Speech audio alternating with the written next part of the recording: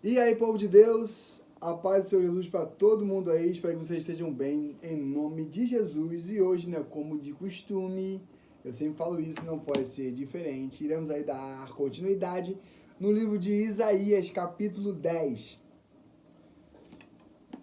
Ai dos legisladores injustos. Ai daqueles que promulgam leis iníquas e de todos que elaboram decretos opressores, a fim de privar os pobres dos seus direitos e evitar que os oprimidos do meu povo tenham pleno acesso à justiça, transformando as viúvas em presas de suas ambições e despojos e despojando os órfãos. Pois bem, que farei no dia do castigo, quando a destruição vier de um lugar distante, mais certeira? A quem correrei em busca de abrigo e socorro, onde deixarei as vossas riquezas, para não terdes de vos arrastar humilhantemente entre os prisioneiros, para não cairdes entre os cadáveres. Mesmo assim, a ira divina ainda não se desviou, sua mão continua, pois, estendida para punir. O juízo de Deus contra a Assíria. Ai da Síria, a vara da minha ira, em cujas mãos está o bastão do meu juízo. Eu a envio contra uma nação ímpia, contra um povo que me enfurece a cada dia mais, a fim de saqueá-lo e despojá-lo todos os bens e para pisoteá-lo como se pisa a lama das ruas. Mas o rei da Síria deseja muito mais do que isso. Ele tem os seus próprios planos, só pensa em conquistar todas as nações ao redor e destruí-las completamente. De fato, ele proclamava: porventura não são reis todos os meus príncipes? Não é verdade que aconteceu a Calno, ou mesmo que a Carquemes? Amate não é como Arpade e Samaria como Damasco? Assim como todos esses reinos de idólatras foram conquistados por minha mão, reinos cujas imagens esculpidas de seus ídolos eram mais numerosas que as de Jerusalém e Samaria. Eu tratarei Jerusalém e suas imagens idólatras como tratei Samaria e seus ídolos. Pois bem, quando o Eterno concluir toda a sua obra no monte Sião e em Jerusalém, ele exclamará: eis que castigarei o rei da Síria por causa da sua arrogância teimosa, do seu coração orgulhoso e da maneira como vê tudo com altivez. Porquanto ele diz com soberba: com o poder do meu braço eu o fiz, e com a minha própria inteligência, porquanto tenho sabedoria. Removi os limites das nações, despojei as suas riquezas, como um invencível subjuguei seus poderosos. Só que Deus julgava Samaria, se não me engano, a Síria, aliás, para poder castigar o povo de Israel, de Jerusalém, porque estavam desobedientes. Porquanto ele diz com soberba, já foi, como se estica o braço para com a mão agarrar um ninho, assim estiquei o braço para pegar as riquezas das nações, como os que colhem ovos abandonados pelos campos. Até mesmo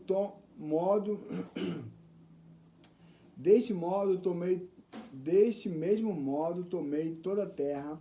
Não houve ninguém conseguisse bater as asas em tempo hábil, nem que desse um pio. Por acaso se exalta o machado contra aquele que o empunha? Porventura se vangloria a serra contra aquele que a maneja? Como se o bastão pudesse manejar aquele que o empunha e usa? Como se uma vara pudesse erguer algo maior, muito maior, que não é semelhante a si. Por essa razão, Yahvé, o Deus Todo-Poderoso, enviará contra os fortes soldados assírios uma doença que os deixará sem forças. Mandará uma febre que, como fogo, queimará os seus corpos. O Santo Deus, a luz de Israel, será um fogo que em apenas um dia queimará e consumirá os espinheiros e as suas roseiras bravas da Síria. o majestoso viço da sua floresta e dos seus campos férteis. Ele o extinguirá corpo e alma, como perece um enfermo. O que restar das árvores da sua floresta constituirá um número tão pequeno que até uma criança poderá contá-las. O renascimento de Israel. Naquele dia, o renascimento de Israel, os sobreviventes da descendência da casa de Jacó, já não confiarão naquele que os derrubou feridos, passarão a depositar toda a sua confiança em Iavé, o santo Deus de Israel. Um remanescente, Ciel de Azube, isto é, os sobreviventes voltarão. Sim, o remanescente de Jacó retornará para o Deus Todo-Poderoso, ainda que agora o povo de Israel seja tão numeroso como os grãos de areia da praia do mar, somente alguns retornarão.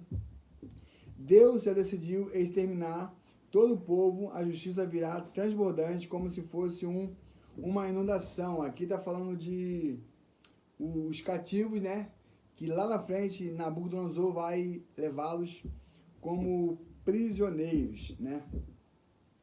Pois o eterno Deus Todo-Poderoso já determinou destruir todo este país e ele fará o que decidiu fazer.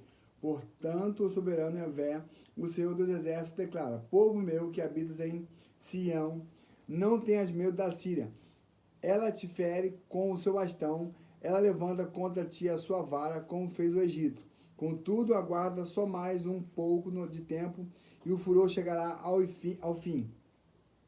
Então a minha ira promoverá a total destruição deles. O Senhor dos Exércitos os castigará severamente mediante chicotes, do mesmo modo como fez quando feriu Midian na rocha de Horebe. Ele erguerá o seu cajado contra o mar, como fez no Egito. Assim, naquele dia, a carga será removida dos seus ombros e o seu jugo de sobre o seu pescoço. O próprio jugo se despedaçará com corpulência da tua força. Chega a hora do ataque assírio. Eis que eles invadem Haiti, passam por Migron, descarregam as bagagens e guardam os mantimentos em Mihmas. Atravessam o vale e exclamam: passaremos a noite acampados em Geba. Ramá estremece, Gibeá de Saul bate em retirada. Ergue a tua voz e clama, ó habitante de Galim, toda a atenção, ó Laís, e tu, pobre Anatote. Mademena está em fuga, o povo de Gibim esconde-se. Ainda hoje os inimigos chegarão à cidade de Nube, sacudirão os punhos na direção do monte das filhas, cidade de Sião, a colina de Jerusalém. Eis que o eterno Yahvé dos exércitos desbastará a ramagem com grande força e violência. As árvores altivas e arrogantes serão derrubadas, mesmo as mais altas serão lançadas por terra.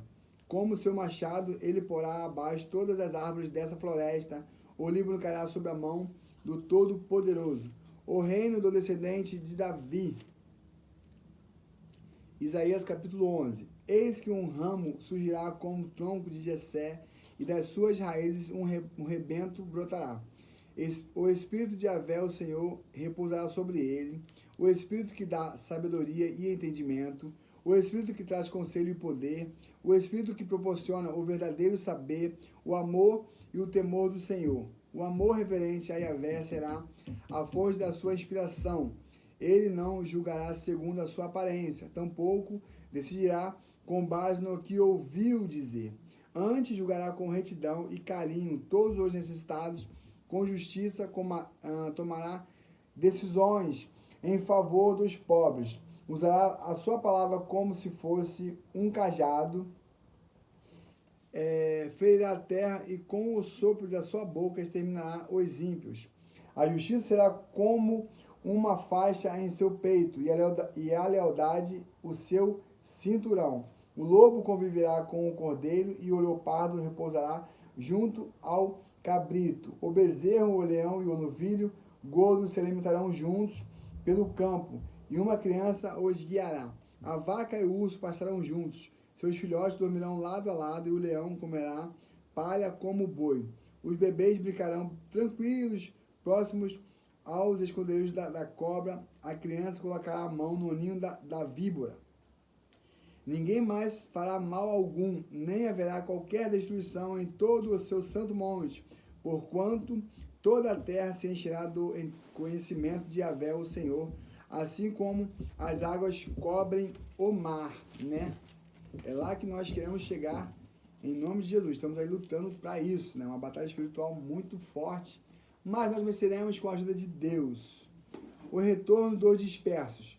Naquele dia, a raiz de Jessé, que se erguerá como um sinal para os povos, será procurada pelas nações, e a sua morada se cobrirá de glória. Naquele dia, Yahvé estenderá o braço pela segunda vez para resgatar o remanescente do seu povo que ficou na Síria, no Egito, em Patros, no Alto Egito, em Cush, na Etiópia, em Elião, em Senear, na Babilônia, em Amate e nas ilhas do mar.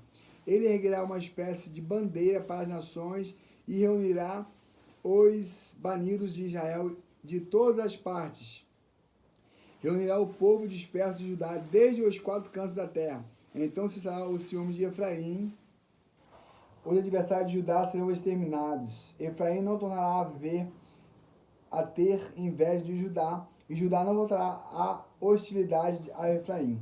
Ambos se infiltrarão pelos encostas da Filistia a oeste. Juntos saquearão o povo do leste. Edom e Moabe se renderão ao seu domínio, e os amonitas se lhes submeterão. E Yahvé secará o golfo do mar do Egito por meio de um vento muito forte. Varrerá com a mão o rio Eufrates e o dividirá em 7 riachos, a fim de que se possa atravessá-lo de sandálias.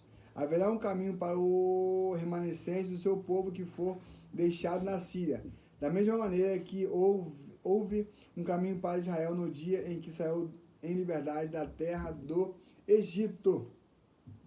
Salmo de ações de graças. Isaías capítulo 12, vamos lá. Então dirás naquele dia: louvado, ó Yahvé, seu amor, porque embora tivesse estado irado contra mim, a tua fúria cessou e agora me concedeste o teu consolo. Eilo, Deus é a minha salvação, sinto-me inteiramente confiante, de nada tenho receio, porquanto Yahvé, sim, o Senhor, é a minha força e o meu cântico, ele é a minha salvação. Com o coração repleto de alegria, tirareis água pura das fontes da salvação, e exclamarei naquele dia: louvai a Yahvé, invocai o seu nome, proclamai entre as nações a seus feitos, fazei saber que o Senhor é excelso, maravilhoso. Salmodiei, cantarei louvores a Yahvé, pois ele tem realizado obras, prodígios, seja isso sabido no mundo inteiro. Bradai com júbilo, exultai, ó habitantes de Sião, porque magnífico é o santo de Israel entre o seu povo.